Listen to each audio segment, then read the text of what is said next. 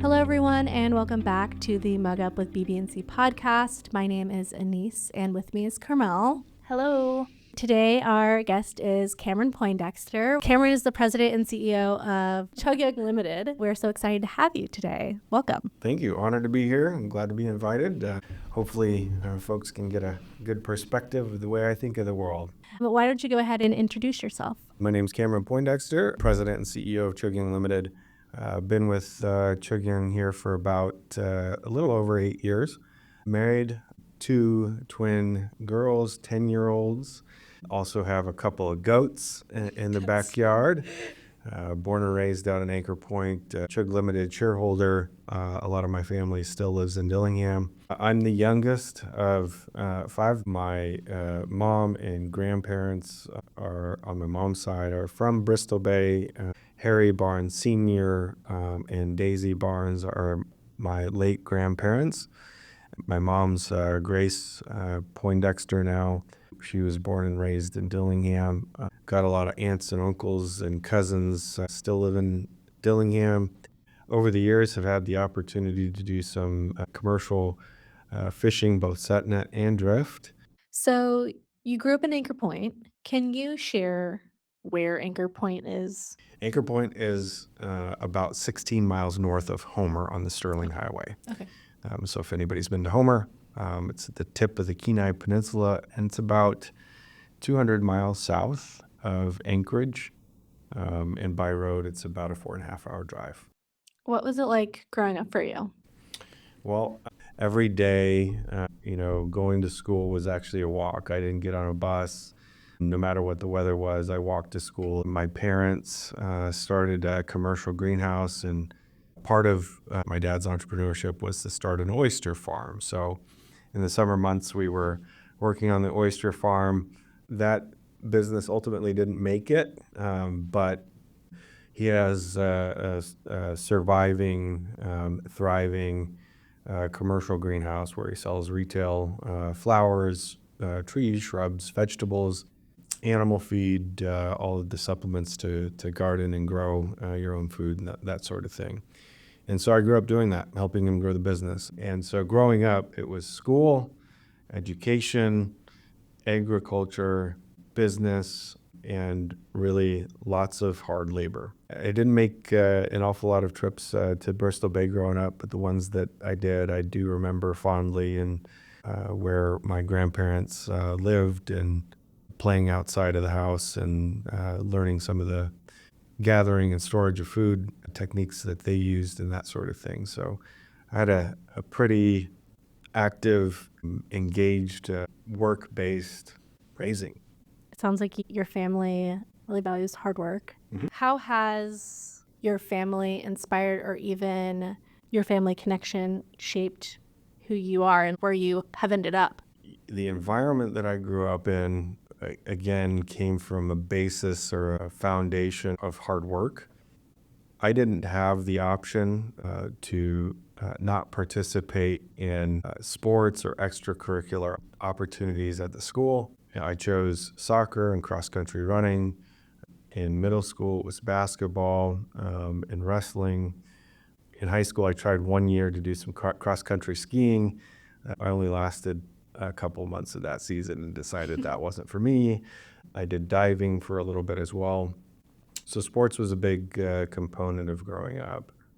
And it taught me that in order to generate sort of the outcomes in those sports, like winning, you had to work at it first. You had to practice. You had to get better. You had to expose yourself to challenging situations and learn and grow from those events. And sports was a big part of that. And the academic competitions that I was a part of came from Future Farmers of America, FFA. And my dad always pushed me to be in some sort of a leadership role or leadership position, whether that be through student council, whether that be through Future Farmers of America, or even serving on the Kenai Peninsula School Board as a kid. And so in the FFA program, there was a number of knowledge-based competitions, leadership competitions like extemporaneous public speaking, or prepared public speaking. All this sounds kind of boring to a lot of people, but that was my life. I was competing and getting better at those sorts of things. And interestingly enough, I am and have been and still feel this way about myself as an introverted person. But all of that practice has helped me become a good speaker, a good communicator, has helped me grow a lot of confidence in myself to be able to do difficult, hard things that a lot of people envision as impossible. So I think in your introduction, you were very humble. He's gotten a couple top 40 under 40 awards, one for the state of Alaska and one on a national level. Whoa. He's a graduate of the Training Without Walls program. And what else, Cameron? Undergraduate degree in business management and organizations, master's of business administration with focus in leadership. I went to Harvard once for a week. Oh, yeah. Nice. That's cool. So, can you talk about your journey after high school? After leaving Anchor Point, you went to college and participated in some internships, right? Right. I actually started college essentially the first semester after high school, the fall semester. And I was coming home for Thanksgiving, and I ended up getting in a car wreck. I rolled my car 3 times and didn't have the financial wherewithal to recover from that immediately. Parents didn't pay for college. I decided to take a year off from college and actually go to work. And I worked in a seafood processor out of Seward. Long 19-hour days. I worked in the egg room, which you're the first there to start the day and the last to leave. You're basically the last at the end of the processing line. And then I ended up moving into Anchorage after that to make a little bit more money and became a car salesman. And so that gap and that break between high school and college, I would say it was also, part of my formative path and journey. There was actually a lot of disappointment that I didn't get to go to college right away. And my dad saw that in me and he was like, oh, man, I know that you were excited about going to college and you didn't get that opportunity right away, but it'll come. So I ended up going to school up at the University of Alaska Fairbanks. Lived on campus, pretty traditional student type experience. While I was there, a gentleman by the name of Caleb Smith was working at BBNC, and he was working on running an internship program at BBNC. I decided to put my name in the hat, and he found a placement for me in San Antonio at Bristol Bay's government contracting companies. That was a very rich experience because BBNC really takes care of their shareholder interns. Had a great place to stay while I was there. They paid me, an hourly wage, which was incredible as well during college because I needed that money to pay the tuition and books. I got to learn about federal contracting generally, but while I was there, I decided to make the internship worthwhile by enrolling in a university credit, which added some structure and rigor to the internship.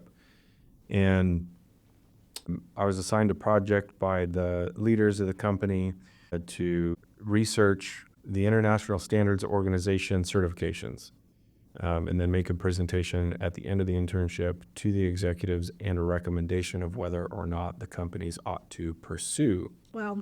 And so gave the presentation, was complimented on the presentation by the executive saying, hey, you're a very good briefer. We don't have a lot of people that are able to do that. So a very good experience. And along the way, they won a IT help desk contract. And another one of my assignments during the internship was to actually hire the employees that would work on that contract. This is as an intern? As an intern. Wow, that's awesome. And so they gave me a stack of resumes, and they just trusted me to conduct a professional level interview and then make a recommendation of who to hire. And they let me run with that all on my own. And it was also another formative experience I created a list of questions and made sure that they were aware of what questions I was going to be asking of the candidates, and ended up making an offer to a gentleman. I can't remember his name off the top of my head. This was 20 years ago now. But I remember visiting San Antonio about 7 years later, and the BB&C companies had still retained that help desk contract. And that employee that I made a job offer to and hired was still employed in the same role 6 or 7 years later. And I felt that I did so well. A reflection of that was that the executives in the BB&C subsidiary offered me an opportunity to become a junior program manager in the federal contracting space. And so I accepted that opportunity and moved to San Antonio, and thought that at least next 5 years of my life were fairly well planned out, that I had gotten set on a kind of an executive path. And then my grandmother passed on while I was in San Antonio, and through that tragedy, it was time for me to move home and be with family again. I craved it, I missed it, needed to be back home. And so came back to Alaska, and then I started a career in banking. Started in a management training program for banking, and that concluded with becoming a branch manager out in Bethel for a couple of years. And while I was there, Bethel wasn't home again, and so I was looking for employment opportunities, and BB&C's name popped back up, and there's an operations analyst position open at the parent company in Anchorage, and spent another 5 years at BB&C, and had an excellent opportunity to help start an in-region investment fund. And I learned an awful lot from that, and had a lot of personal professional growth from that role that really helped prepare me for a leadership role in a village corporation that I hold to this day. So that's how I got here. That's cool. Our paths have crossed many different times. And now Carmel's my boss. One of my bosses. One of 9.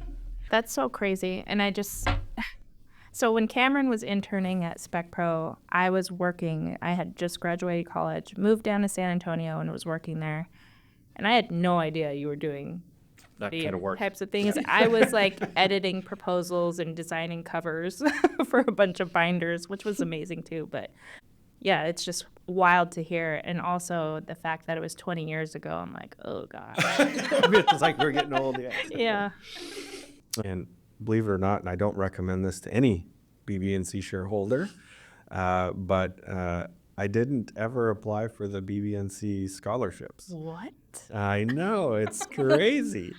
And I look back at that, I'm thinking I should have done that, because it would have kickstarted, my personal financial life after college. Mm-hmm. And it was just work and labor, and if I were a little bit smarter. Hey, these are all lessons learned. Yeah.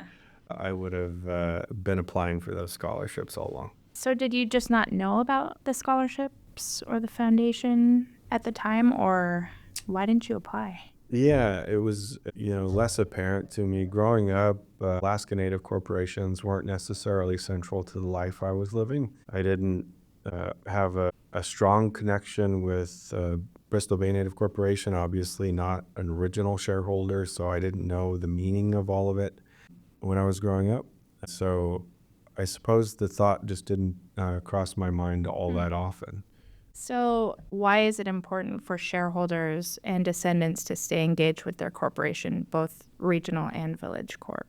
Well, there's tons of benefits. I mean, it's an incredible thing, and I get and gain tons of purpose and meaning in my life to be able to help lots of other people be successful in theirs. And the way that I get to do that is by leading an organization, reporting to a board of directors that provides that long-term vision for me to help carry out and generate a profitable business that is able to spin off and pay benefits to our shareholders, the people who own the company. Settlement has provided structures and opportunities and the ability for us to take care of the, social, cultural, economic well-being of the original people of the state. So, not just from a leadership perspective, but maybe even just a personal perspective, what does being a shareholder mean? Being a shareholder means connection. You're grounded in something real that is historic. It means something to come from the original people of Alaska, and understanding that history, that culture, the traditions, the lifestyles, the way that our people lived before us. It means the opportunity to learn language and carry that on into the future. And we have structures and ways to do that going forward from the Alaska Native Claims Settlement Act. So you own a part of a business, and it means that you have a voice in who represents you on the board of directors.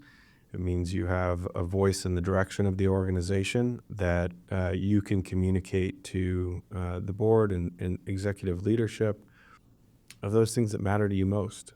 And that could mean culture, it could mean financial benefits, it could mean job opportunities, just a gamut of things. And so when we talk about, some of the benefits of the corporation, dividends, scholarships, bereavement benefits, employment opportunities, training opportunities, internships, and the list goes on. And there's more that is being created as we move forward. It's a really neat thing to be a part of. So I take that seriously. And while I wasn't aware as a non-original shareholder growing up, we're giving opportunities to, at least at Choggiung and now BB&C, for descendants of original shareholders to enroll in the corporation.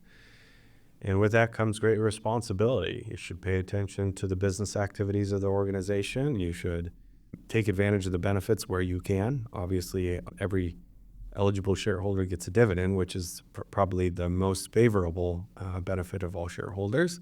But if you're young or changing careers and looking for new opportunities, scholarships and education is a big component of what we do and what's meaningful to us. It's important to pay attention to the newsletters and the communication that comes out about Alaska Native corporations. And then on an annual basis to vote. Got to make sure that your voice is heard through the vote and to the people that you'd like to represent you on the board of directors and the issues and items that are important to you. I think this is a good time to ask you about Choggiung's youth board member program. Sure. And can you talk about what that is and what your vision is for that program? I take serious responsibility in success of the organization, and the way that I've always been taught about Alaska Native corporations is that we're fairly new to the world, and the intent is for us to exist forever. And that is a long time horizon, and that means that I won't always be in a position to lead the organization, or that the board's ever going to keep me around forever. And so it's important to have a plan for succession of the role of the leader. And, there's plenty of our shareholders that have an interest in business already. They're seeking their business degrees in college or higher level education. But a lot of times you don't get insight into what business really means. And so one of the ways that we want to engage our young people and create a bench of qualified, competent potential leaders is to give insight into the boardroom from the very tippy top of an organization and how the real big decisions get made. And through that experience, we hope that the youth board program member has an opportunity to spark an interest in eventually becoming a leader, whether that be the CEO role or a shareholder development leader role or a land management leader. Perhaps construction is your bailiwick, and you get to see some of the structures and supports the financial realities that support a business like that, and you get insight from the top and how those decisions are made. And it's really exciting to be a part of as a young person. We're very transparent in our boardroom. We, ask our young people to practice the concept of confidentiality. What's discussed in the boardroom stays in the boardroom.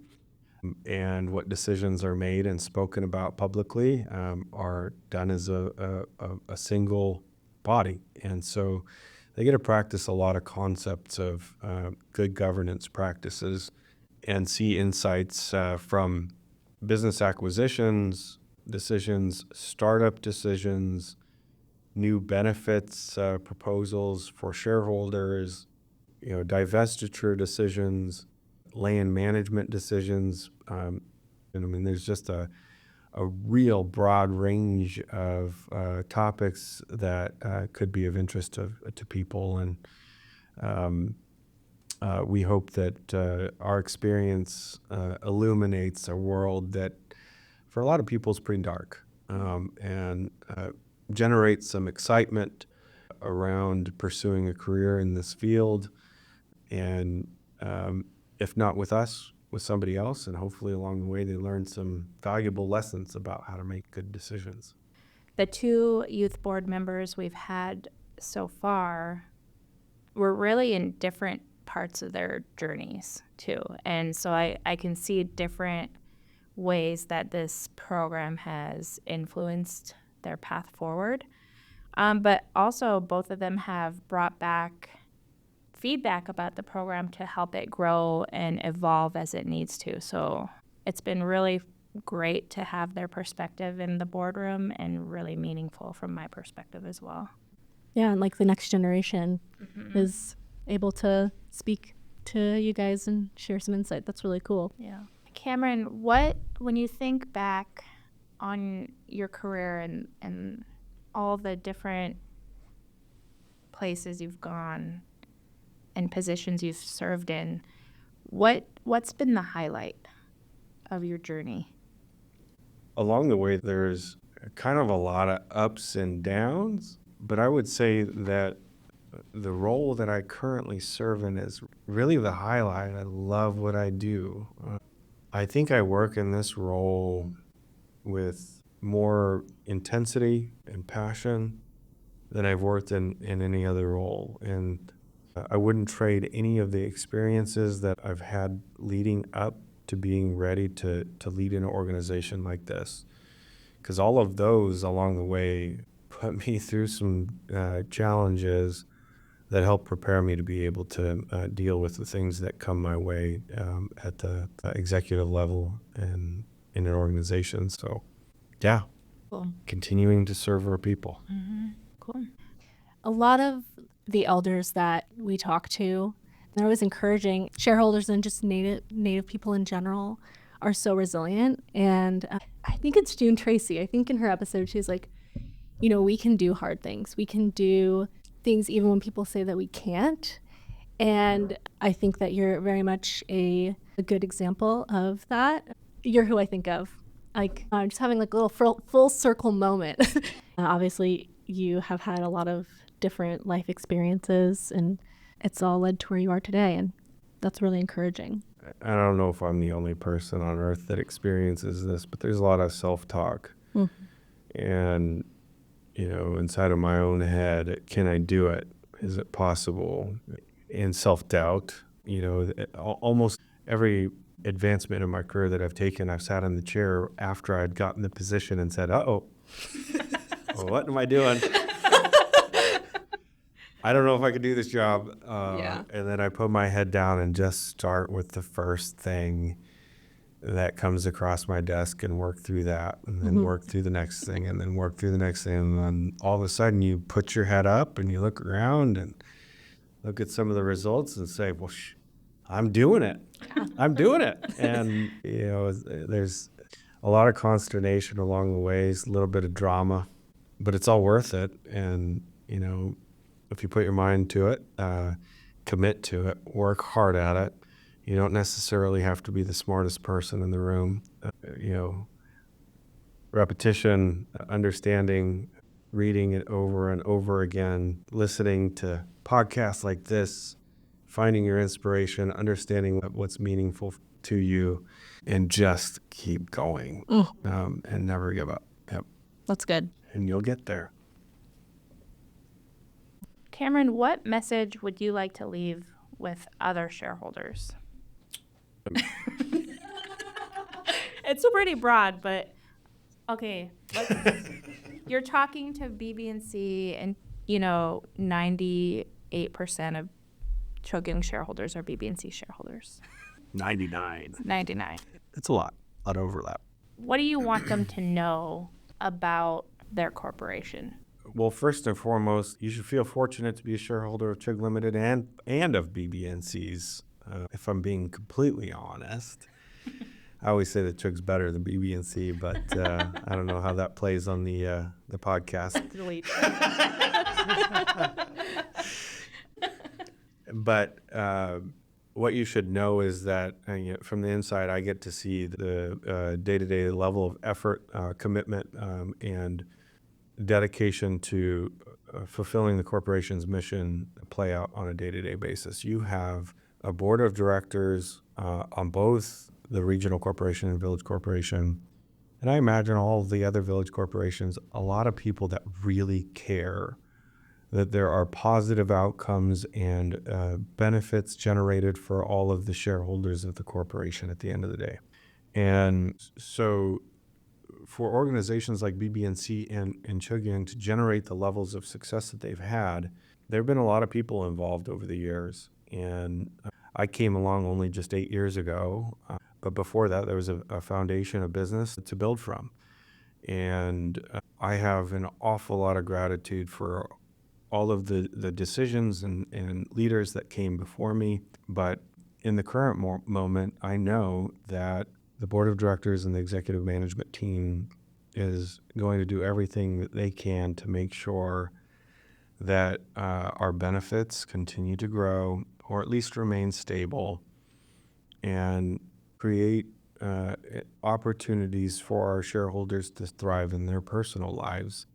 And whether that's from within our organization or from some other organization, small business you start, we want to see success of all of our people. And we're offering opportunities to give you a hand up and help you get to where you want to be and where you see yourself in the future. And we just ask that you keep working hard at it and stay committed to whatever you envision for yourself. And we want to hear those ideas at Chug. We want to be able to react to those things that carries some merit and that we have capacity to do. This is your company, so let's shape it to what we want it to be going forward. Part of the self-talk conversation too is, at least for me, there's been worries along the way, like that I wasn't necessarily deserving of the roles that I was given. That other people would look at me and say, why him and not me? Mm-hmm. I've worked just as hard as him. And I would just say to the people along the way that have supported me in my career to get to where I'm at, I have an endless amount of gratitude and appreciation and remember every single person that helped me along the way and gave me encouragement and supported a project that I worked on or whatever it may have been, given me the time that I needed to learn and grow and develop professionally to get to where I'm at. So lots of gratitude for all those folks out there, and the most gratitude to the owners of the company that provide me with the opportunity to do this work every day. Mm-hmm. Thank you so much, Cameron, for being on the podcast, sharing your journey of how you've got to where you are, sharing wisdom with our listeners. This was super insightful, and I hope that we're all able to take something away from it, whether it be how to be more active as a shareholder or, just starting a journey out of college or what be it. So thank you so much for sharing with us. And I want to say thank you to our listeners. If you like this podcast, go ahead and subscribe, follow us on Spotify or anywhere you get your podcasts. And we will see you in the next one. Thank you. Bye.